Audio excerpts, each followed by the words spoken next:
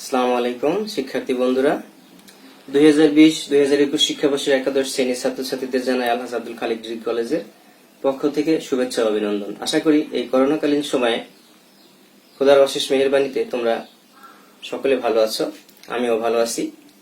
আজ আমি তোমাদের সাথে রয়েছি মোহাম্মদ আলম মৃধা, প্রভাষক ইংরেজি, আলহাজ আব্দুল খালিক ডিগ্রি কলেজ, ফরিদপুর। আজ আমি রাইট ফর্মস অফ ভার্ব নিয়ে আলোচনা করব। যদিও আমি বিগত ক্লাসে রাইট ফর্মস অফ ভার্ব নিয়ে আলোচনা করছি, তারপরে বলছি রাইট ফর্মস অফ ভার্ব তোমাদের ইংরেজি দ্বিতীয় পত্রের 5 নম্বর কোশ্চেনে থাকে। এখানে 10টি ভার্বে সঠিক ব্যবহার করতে হয়। প্রত্যেকটির জন্য রয়েছে হাফ নাম্বার, অর্থাৎ তোমাদের জন্য এখানে রয়েছে 5 নাম্বার। রাইট ফর্মস অফ ভার্বের কিছু নিয়ম বা কৌশল আছে, তা জেনে তদনুযায়ী নিয়মিত প্র্যাকটিস করলে এখান থেকে 15 নম্বর পাওয়া সম্ভব। গত ক্লাসে আমরা শিখেছিলাম কোথায় কোথায় V1, V2 এবং V3 হয়। আজকে আমরা শিখব কোথায় কোথায় ভার্বের প্রেজেন্ট ফর্মের সাথে আইএনজি যোগ করতে হয়। Look at the board. আমরা গত ক্লাসে 11টি রুল শিখেছিলাম। আজকে আমরা রুল 12 থেকে শিখব ইনশাআল্লাহ। রুল 12, কোন সেন্টেন্সে now, at present, at this moment, day by day, day after day, gradually, in time, right now প্রভৃতির উল্লেখ থাকলে ওই সেন্টেন্সকে প্রেজেন্ট কন্টিনিউয়াস টেন্সে গঠন করতে হয়।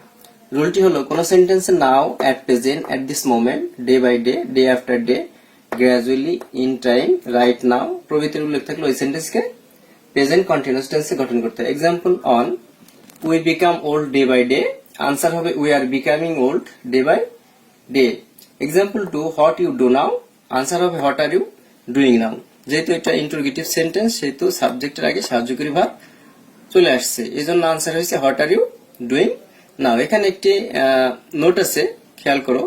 Sentence then, at the time, at that moment, at that period ইত্যাদি থাকলে পাস্ট কন্টিনিউয়াস টেন্সে গঠন করতে হয়।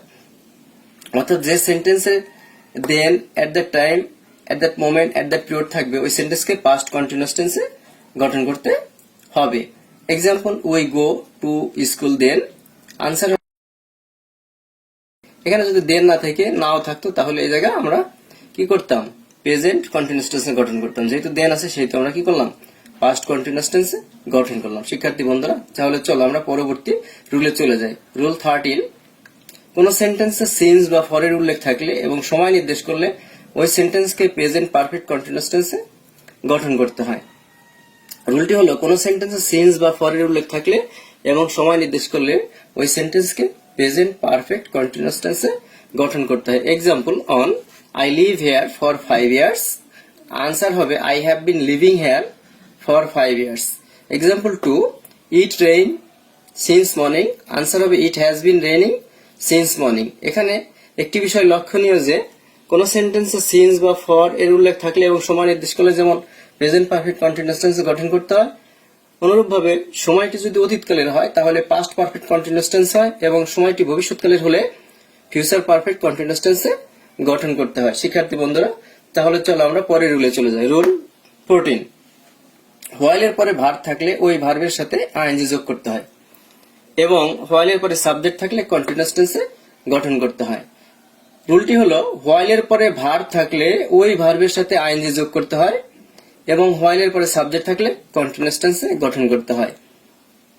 এখন প্রশ্ন হলো, হোয়াইল এর পরে সাবজেক্ট থাকলে কন্টিনিউয়াস টেন্স হয়, কোন কন্টিনিউয়াস টেন্স হবে? সেই ক্ষেত্রে খেয়াল করতে হবে প্রিন্সিপাল ক্লোজটি কোন টেন্সে আছে।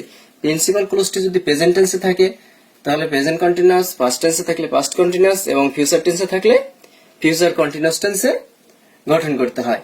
এক্সাম্পলের সাহায্যে আমরা রুলটি ভালো করে বোঝার চেষ্টা করি। Example on, while go to college we saw a baby. যেহেতু হোয়াইল এর পরে ভার্ব আছে সেহেতু এটা হবে, এর আনসার হবে while going to college we saw a baby. Example 2, while we go to college we saw a baby. খেয়াল করো এখানে হোয়াইল এর পরে সাবজেক্ট আছে।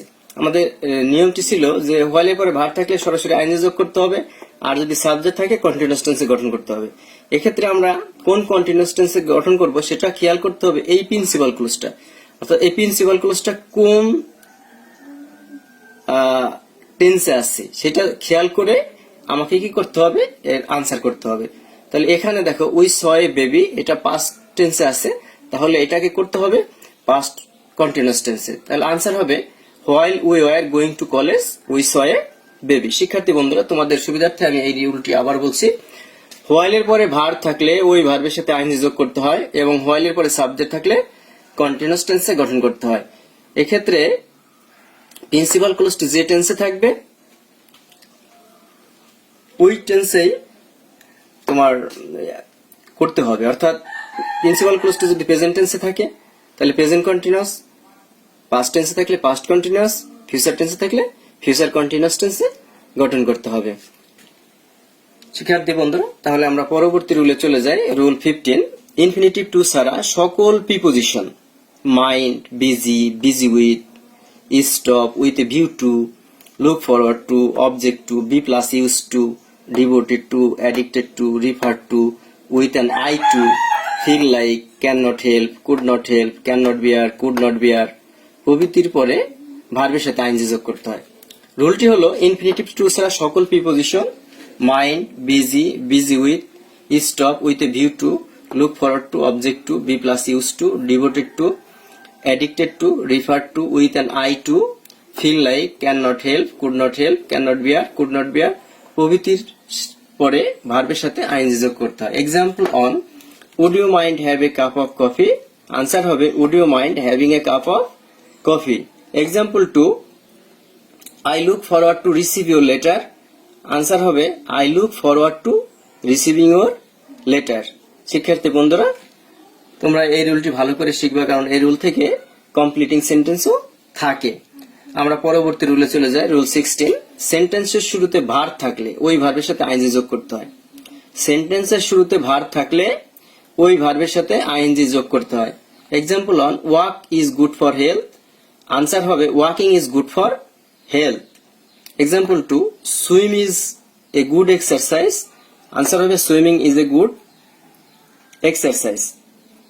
শিক্ষার্থী বন্ধুরা, খেয়াল করে এই রুলটি, সেন্টেন্সের শুরুতে যদি ভার্ব থাকে তাহলে ওই ভার্বের সাথে আইএনজি যোগ করতে হয়। হ্যাঁ, আর এক্সাম্পল এখানে দুটো দেওয়া হয়েছে। প্রথম example walk is good for health, answer হয়েছে walking is good for health. Example two swim is a good exercise, answer হয়েছে swimming is a good exercise. আমরা নেক্সট রুলে চলে যাই। রুল 17। একটি সিম্পল সেন্টেন্সে দুটি ভার্ব থাকলে দ্বিতীয় ভার্বের সাথে আইএনজি যোগ করতে হয়।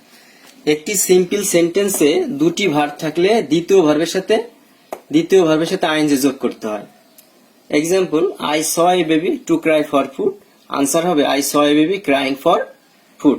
শিক্ষার্থী বন্ধুরা, রুলটি আবার খেয়াল করো। একটি সিম্পল সেন্টেন্সে দুটি ভার্ব থাকলে দ্বিতীয় ভার্বের সাথে আইএনজি যোগ করতে হয়। Example I saw a baby to cry for food. Answer হবে I saw a baby crying for food. শিক্ষার্থী বন্ধুরা, তাহলে আমরা পরবর্তী রুলে চলে যাই। রুল 18। ইনফিনিটিভ টু এর পূর্বে গো ভার্ব থাকলে ওই সেন্টেন্সকে প্রেজেন্ট কন্টিনিউয়াস টেন্সে গঠন করতে হয়। ইনফিনিটিভ টু এর পূর্বে গো ভার্ব থাকলে ওই সেন্টেন্সকে প্রেজেন্ট কন্টিনিউয়াস টেন্সে গঠন করতে হয়। Example he go to open a bank. Answer হবে he is going to open a bank. শিক্ষার্থী বন্ধুরা, আজকে আমরা শিখলাম কোথায় কোথায় ভার্বের প্রেজেন্ট ফর্মের সাথে আইএনজি যোগ করতে হয়। তোমরা এই রুলস গুলো বাসায় প্র্যাকটিস করতে থাকো। আর কোন রুলস যদি তোমাদের বুঝতে সমস্যা হয় সেক্ষেত্রে তোমরা আমার সাথে যোগাযোগ করো, আমি ইনশাল্লাহ তোমাদের সমাধান দেব। আর বিগত যে ক্লাসটি আমাদের হয়ে গেছে গত ক্লাসটি তোমরা একটু ফলো করো। তোমরা যদি ফলো করো সেক্ষেত্রে তোমরা রাইট ফর্মস অফ ভার্বের রুলস সম্পর্কে বা রাইট ফর্মস অফ ভার্ব সম্পর্কে স্বচ্ছ একটা ধারণা পাবে। হ্যাঁ, আজ আর নয়, পরবর্তী ক্লাসে তোমাদের সাথে আবার দেখা হবে। সে পর্যন্ত সবাই ভালো থাকো, সুস্থ থাকো। সবার সুস্বাস্থ্য এবং দীর্ঘায়ু কামনা করে এখানে শেষ করছি। আল্লাহ হাফিজ।